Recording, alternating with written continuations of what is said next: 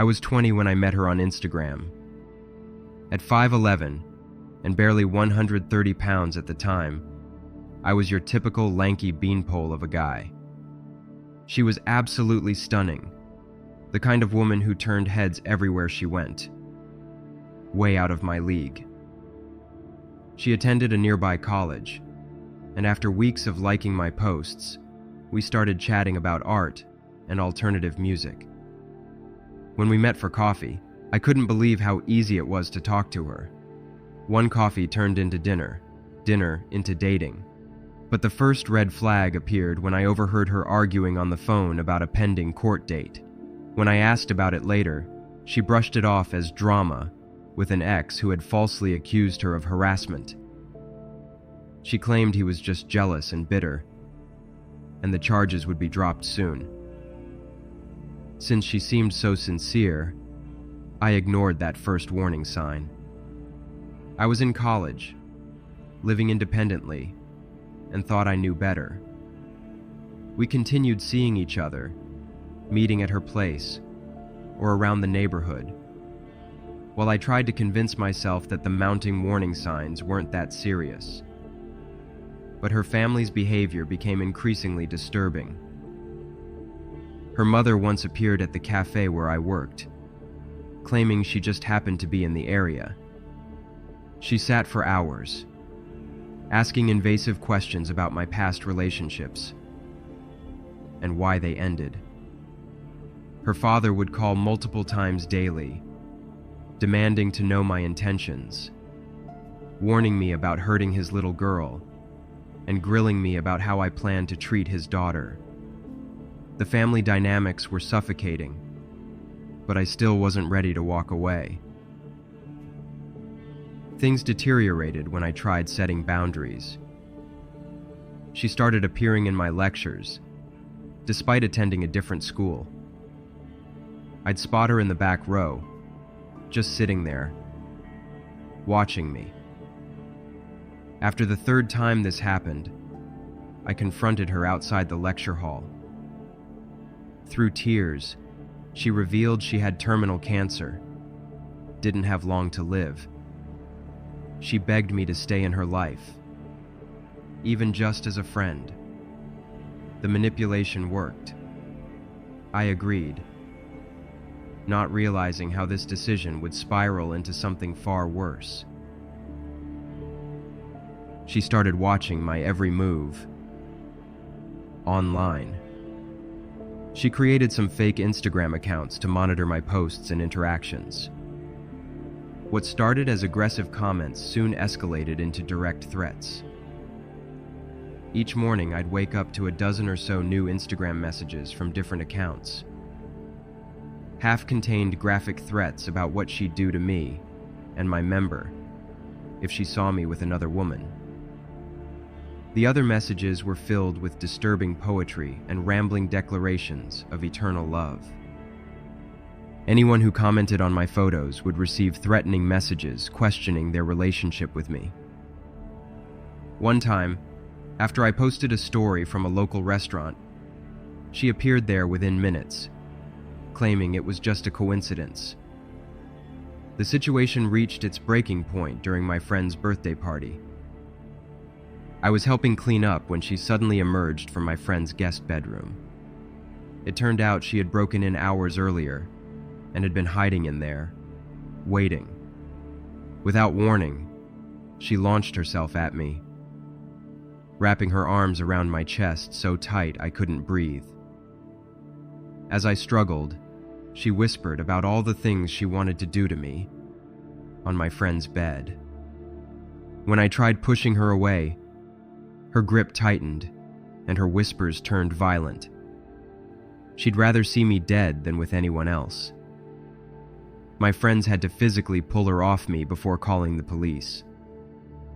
She was charged with breaking and entering, attempted assault, and violating a previous restraining order from her ex.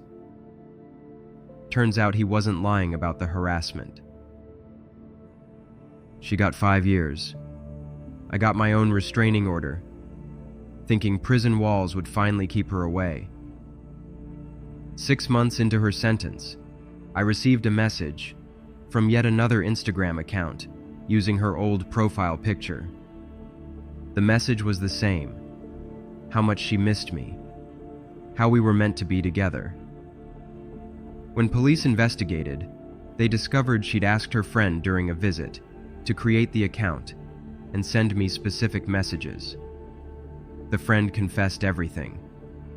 She got another year added to her sentence for violating the restraining order. I haven't heard from her since.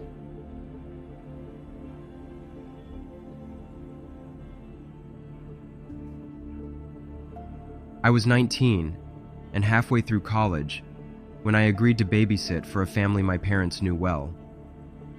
Their 2-year-old daughter was already familiar with me from previous nights watching her.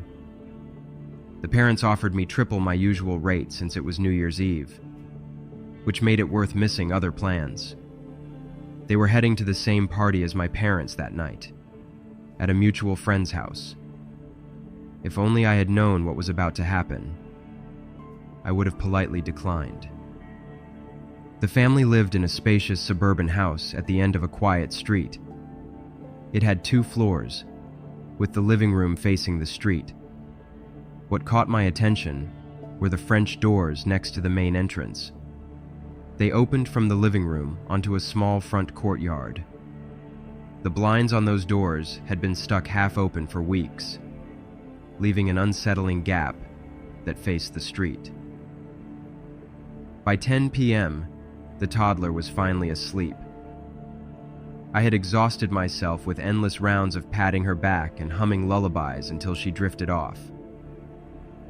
Once she was down, I sat on the couch flipping through Disney Plus, trying not to look at the half-open blinds. And even with the TV on, I couldn't shake the feeling that someone was watching. I heard scratching at the French doors. At first I ignored it, told myself it was nothing. I'd heard plenty of strange sounds in this house before. But the scratching didn't stop. My chest tightened as I turned to look. That's when I saw him. He was massive, his muscular frame blocking most of the glass panel. He didn't move or try to hide, just stood there, staring through the gap in the blinds. The scratching started again, his fingers dragging slowly across the glass. My heart raced as I grabbed my phone and ran upstairs to the toddler's room. I scooped up the sleeping child and locked us in the bathroom, my hands shaking as I dialed 911. Through the bathroom window, I could hear footsteps on the front porch, followed by the sound of door handles being tested. Then came a loud crash from downstairs. He'd broken in through the French doors. The house went quiet for a moment. The toddler moved in my arms. Footsteps moved through the living room, then the kitchen. I covered the toddler's mouth gently with my hand, hoping she wouldn't wake up. The steps came up the stairs. They moved down the hallway, testing each door and searching every room. When he reached the bathroom, the handle turned. A phone rang. He answered it, then hung up. He then muttered through the bathroom door, "I'll be back." The footsteps went back downstairs. I heard someone shout from the street, "Hey, get away from there." The footsteps moved away from the house and disappeared down the street. I waited several minutes. Then, thinking it was all clear, I crept down the stairs, keeping the sleeping toddler against my shoulder. That's when I saw him again, standing at the French doors. Whoever had shouted was gone now. He just stood there, watching me fumble with my phone until sirens filled the street. His head snapped toward the sound, and he ran. Later, I found out it was a neighbor who'd shouted. He'd been taking out his trash when he spotted the man. The police searched the property, found nothing. While giving my statement, I learned from the police that this wasn't the first time. The family had been dealing with similar incidents with this intruder for months, but he'd never actually broken in before. They'd been too embarrassed to tell me, hoping each time was the last. The family moved away within months.